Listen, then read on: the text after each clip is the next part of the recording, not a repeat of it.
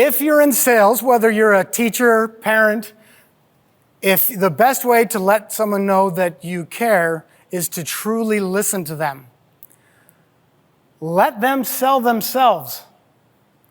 Ask them, hey, I've got this idea, I'm thinking about this.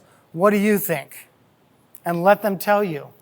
How would this benefit you if we were to keep our bedrooms clean? How would that benefit the family? And let your 5-year-old tell you. They're going to sell themselves. If they have some complaints or disagreements, they're going to come up. And it gives you a chance to talk about it. If you've ever listened to Chris Vaughn, Never Split the Difference, he says the negotiation doesn't start until the other person says no. Once they say no, that's when the sell is actually beginning. Everything up to that point was just fluff. You're just giving out whatever. So your kid says, I don't want to clean my room. Great.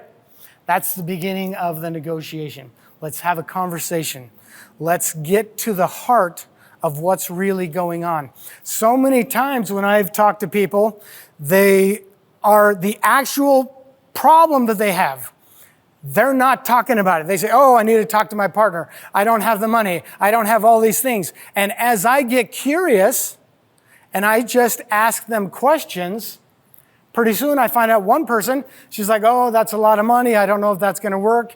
And I said, let's put all of that aside. Like, forget, there's going to be no pressure. Let's just talk. I feel like there's something else going on here. Let's talk about it. And you could see her visibly, okay, let's talk. And it turns out she wanted to start a business, but she was nervous about starting a business because of some pretty big issues. And once we realized that, I said, those are big issues.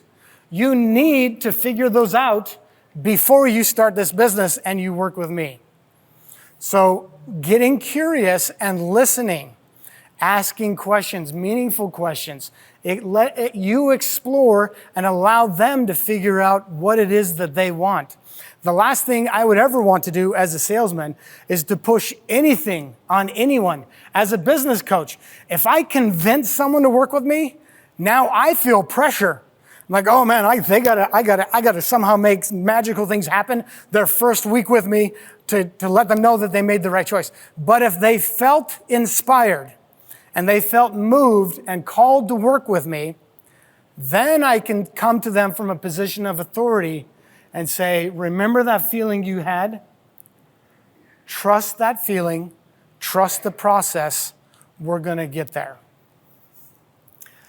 So that's number one, listen.